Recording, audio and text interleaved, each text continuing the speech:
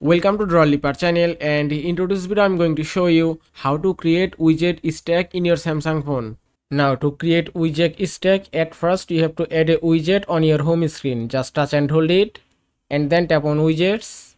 Now from here you have to add a widget. If I add a clock widget, just touch and hold it and drag and drop it to the home screen.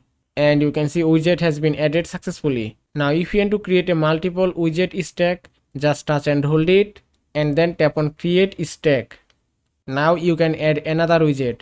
To create a widget stack, you have to select the same size widget. So just find it. If I tap on Chrome, then just tap here and then tap on add, and that's it. You can see widget stack has been added successfully. You can also use a second method to create a stack. Just touch and hold it again and then tap on widgets.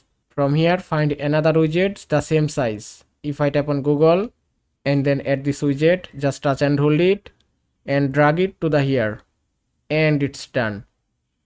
You can see on the one place 3 widgets has been added successfully, and that way you can easily create a widgets stack.